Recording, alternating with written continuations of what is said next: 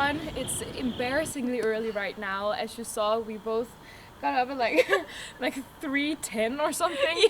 Yeah. But we actually, there's a point to it all. So today we're going on a little bit of a trail hike today, because this video is actually a collaboration with Seoul 100K trail running, which is an event that happens every single year around October, but this year, because of Corona, unfortunately is not happening. It is the only and biggest in-city trail running in the world. So today we're gonna have a walk around the trail, show you guys the beautiful areas of Seoul and the spots on the trail, while having like a little bit of a talk. I love it. Yes, getting to chat with my sis. So let's hike up because we want to see the sunrise. Haven't been seeing the sunrise in a while. Oh my god, why? Okay, Booty, you can do this. We got this, sis. Okay. This is honestly the beginning of a horror film.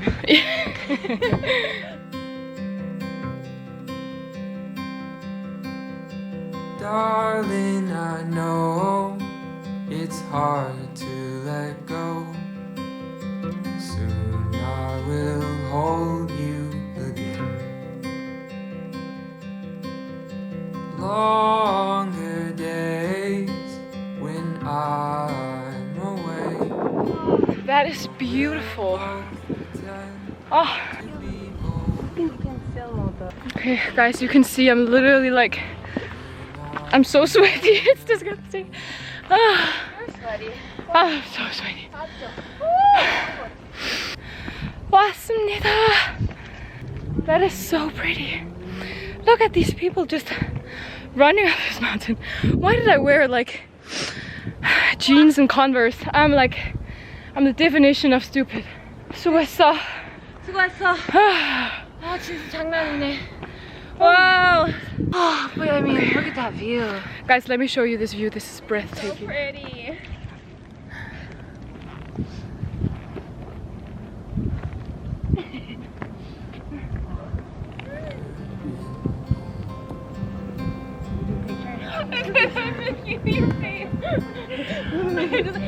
Flowers you brought my stomach in knots.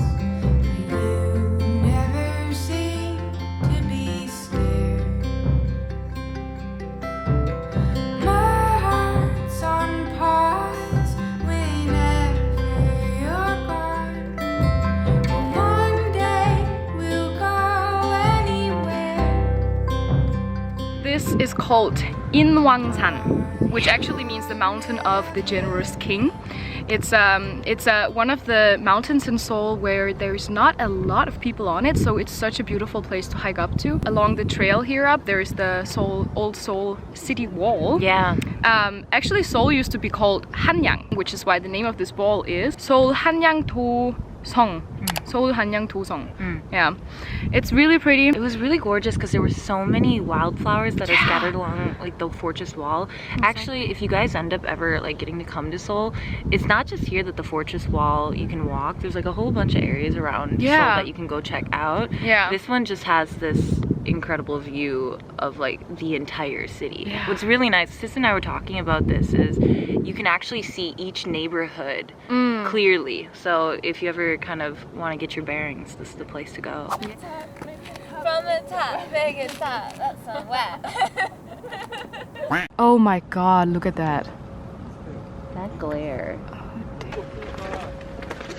So guys, in this video I also wanted to get the chance to sit down with you, Kayla, because Kayla is like she's very well set in Korea. You've been here for a few years, not that many years, and 6 years now. 6 years. Speak the language, you're kind of established here very well, successful obviously, and you guys have so many different questions about actually, you know, taking your life into your own hands and doing something cool with your life and, you know, jumping out in all of the things that you want to do in life. So I asked you on Instagram with some questions that you were curious about. And so each place that we go today, let's answer one of those questions. Have a little chat, why not? Yeah, one of the questions that a lot of people asked me was, what is the best advice for someone who's just graduating high school?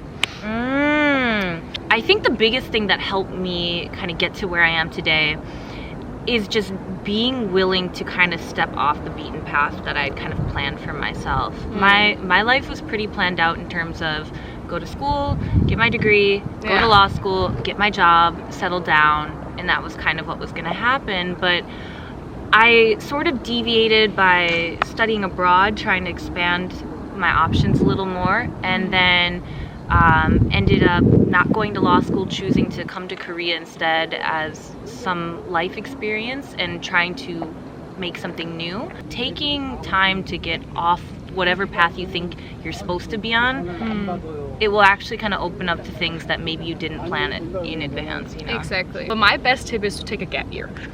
That is what I did. That's what a lot of Danish people actually do. And the reason to doing that is not to find yourself or something. That's actually one of the questions that we're going to talk about later. Actually, if you talk of it from a scientific point of view, students who do take a gap year, wherever in between studies or before you go to university or something, shows that when they go back to school, they get better grades, they have higher motivation, plus they actually experience academic burnout a lot less than people who doesn't. I can see that. And it has a lot of other benefits. You get work experience, you get life experience, you mature, which makes you, already sets you ahead of people who is gonna be in school with you when you go back to school if you do that. So let's go ahead and get down, because we gotta head to the next step of this little trial run. Nice, I'm so excited! Let's go! Let's go!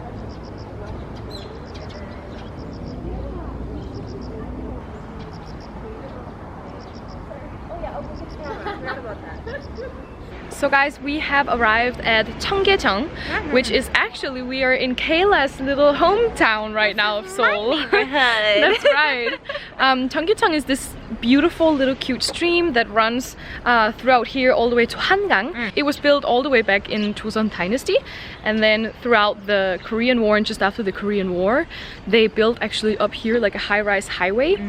And then in 2003, so it's really recently actually, they tore it all down in order to like restore how it was originally looking. So now it's like this beautiful trail that a lot of people are running on, and people are also running here for the Seoul 100K trail running. It's so much cleaned up here. It used to be kind of a place where people like did their laundry and like kind of washed and things, but now, I mean, it's gorgeous, and there's these beautiful fountains, and you guys should come here during the Lantern Festival as well, because they always host the Lantern Festival down here, and you'll see these really cool like designs and stuff. Definitely recommend.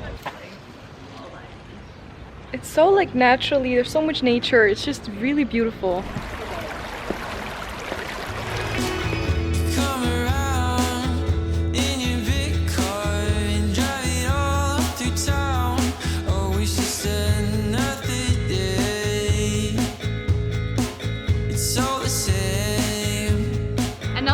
That I always get from you guys so much is how to find yourself in your passions.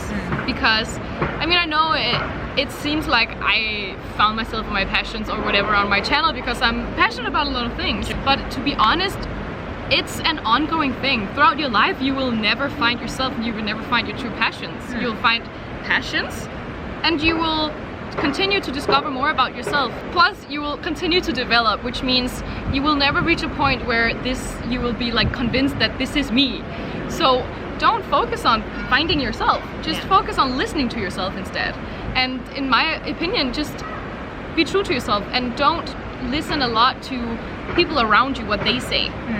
Yeah, I feel like mine kind of goes hand in hand with that. I've been here 6 years now, and I find that it isn't necessarily that I've found my exact passion or my exact path or whatever it may be. It's more about putting yourself in places that challenge you, and that helps you discover more about what you believe in and what you're passionate about and what you want to follow. So going out, trying something that maybe you weren't particularly sure you'd be good at. For instance, I started radio, wasn't sure if I'd be good at it, found out that I enjoyed it. But you don't know those things until you put yourself in them. same with people. Like, introduce yourself and really try to talk with people who can challenge you. Finding yourself is a utopia. Sounds all good and dainty, but it's actually not a thing. Yeah. Okay, let's go. We're going to BUKHANSAN. So let's go up and grab a cab and get going. Let's go. So after a little taxi drive, we came to BUKHANSAN DULLEGIE, and this is not the exact BUKHANSAN, but it's on the side, I believe. But what's cool is that BUKHANSAN, both Kayla and I have been hiking that many times. Oh my gosh, yeah, and every year. Yeah, it is the biggest mountain inside of Seoul. So it's really beautiful, and especially during fall.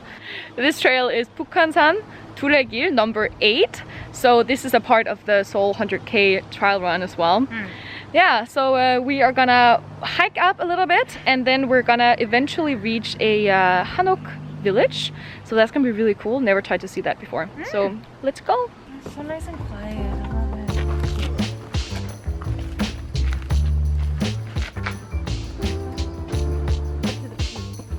That alone. Wow, guys, look at this. Gorgeous.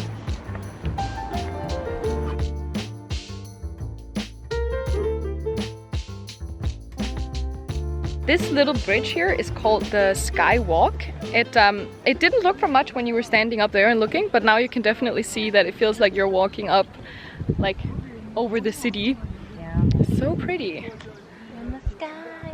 You look dashing, my friend. There he is.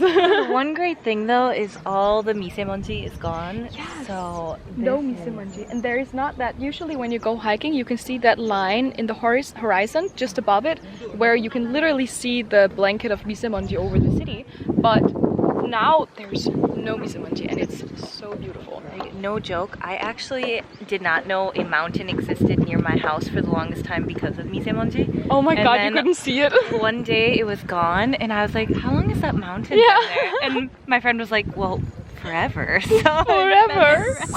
We're about to be by the end of the course. I'm so tired right now.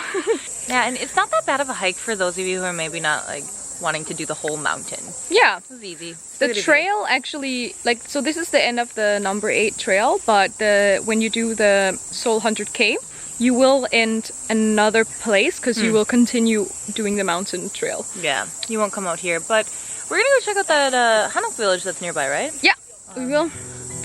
Let's go. She's waiting for the hummingbirds to fly by, sitting peacefully in the morning light, asking nothing in return. She's waiting for the hummingbirds to fly by with the most beautiful smile. So guys, this is Eunpyeong Hanok village. So Hanok is the name of the traditional house styles. As you can see here, they're all like Hanok styled. But these are all newly built. So that means all of them look so like new and clean and beautiful and new. So cozy, and people live here, so it's actually very residential. Yeah. Next question. Next question. A lot of you guys grew up in a little bit more strict household than I did. So a question that you guys asked a lot was, how do you deal with parents who only approve on a very traditional road with education, stable job, family? Yeah. So that is what we're going to talk about now. Yeah. For me, like sis, I kind of came from a little bit more open-minded family, kind of like in the middle. So I was supposed to go to school, go to college, go to law school, get a job, settle down, the end. But I didn't want to do that. I realized I didn't. So the best way for me to tackle that was actually making a rational argument to counter their kind of traditional reasoning, their traditional values. So for my parents, they were like, well, we kind of think you should settle and get a stable job. And my reasoning was, going off and doing something like this would provide me with steady income. It would offer me global and life experience that you wouldn't be able to get in grad school or somewhere else. And it certainly would help me stand out amongst applicants. And they couldn't really counter that, so it was a good way to meet in the middle. the first step you gotta take is to actually go out of the comfort zone and actually go against them. Don't go all the way against them, but show them that you're serious about what you want to do and that you can take the first few steps. When you first show them that you can, then they might be more open to actually letting you go further. So actually going against their will is, in my opinion, the first step. Takes courage. It does, takes courage, but it's also, you know, your life is in your hand. So yeah, I think that's good. And we know that some people have like responsibilities and things like that, but I think, like Sissel said, it's your life, so just try to make sure you're living it to your fullest. Yeah. I don't know, did I?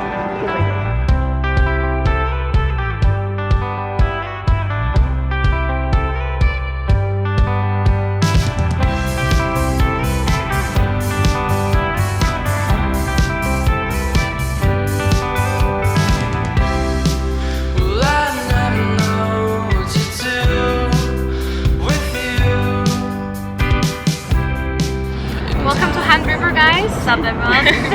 For the next question, we wanted to talk about some finances because you guys had a lot of questions about how we manage our finances and income. Yeah. So personally for me, I like to follow the 5-3-2 rule, which means that you take 50% of your income for necessities like rent and food and all of these things, and then you take 30% and you save them up for a rainy day or for future projects. And then the last 20% goes into investing or saving up to spend on setting up a second income stream for yourself. Because what is the key to a lot of people who get, you know, more income is that they find several ways to have income. So usually that is, some people write a book and that's a passive income stream because you write it, then you're done and you keep selling on it while not working. Royalties. Yeah, I would say building off of that, because I actually stick to the same rule that Sissel does. I find that it works well for me. Investing, savings, and your actual spendings.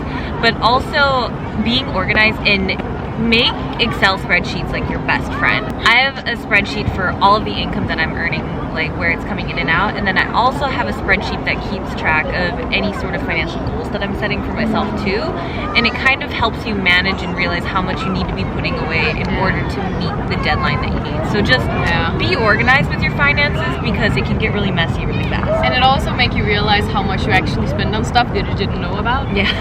So yeah, that's a good tip, guys. Now let's check out Han River a little bit. Oh my god, old. So we're here through sunset and it's so beautiful. As you can see, like it's super like golden hour right now. Turn this way. Beautiful. Wow. Oh my god.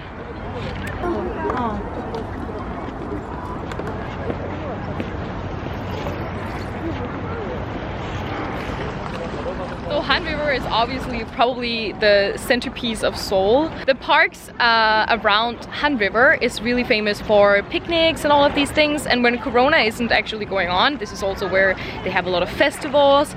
I miss the festivals. I do too.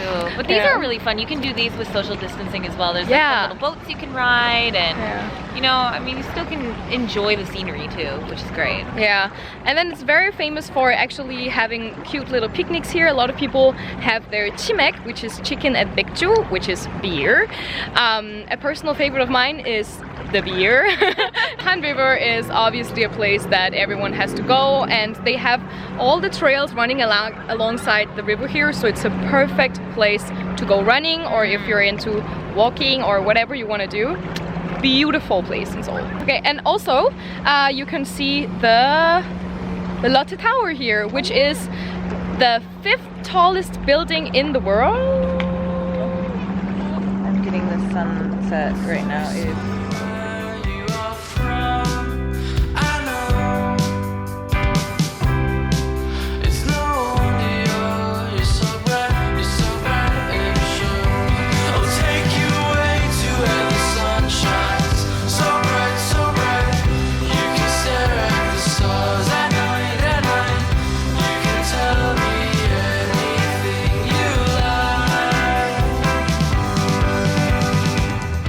feels so good to like see the sunset.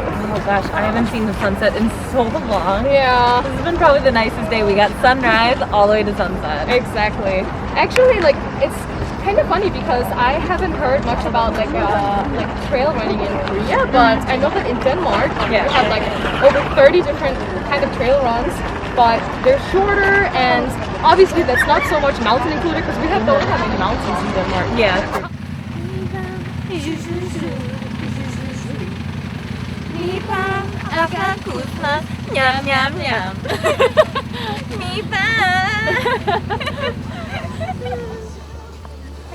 So guys, right now we are at 북악팔각정, and this is one of the most absolute favorite driveways in Seoul. It is absolutely breathtaking, the view up here, and it's so peaceful with the pavilion behind us. It opened in 1968, and it's this like octagon pavilion that's really traditionally designed. From up here you can see like a beautiful panoramic view over Seoul and Hangang and Namsan Tower. It looks so beautiful and peaceful from up here. Wow. All I need is your hand in mine.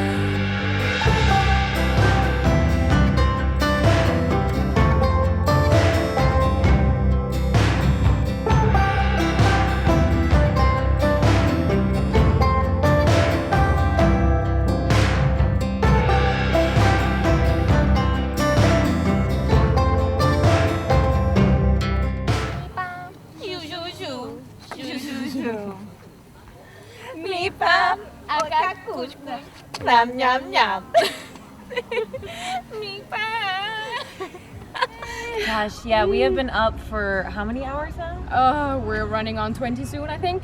But we are done for today's course. And oh my, I have never had such a productive day visiting these beautiful areas of Seoul with the most amazing nature that I've seen in a long time, and the city view. Hangang, we saw everything. So these are, as you know by now, all places that is in the Seoul 100K trial running. And unfortunately, because of Corona, it's not happening this year, but it will happen next year. So I definitely recommend you to check that out because very beautiful, guys. For sure, yeah. Make sure you guys come and check it out if you can. It would be great. Yeah. Thank you so as well for letting me come and join you. So much fun. Oh. Yeah, and I hope that you guys enjoyed our little self-help segments. I want to do more of that in my upcoming podcast as well, so be sure to check that out. And thank you once again for Seoul 100K for sponsoring this video. See you guys next week. Bye!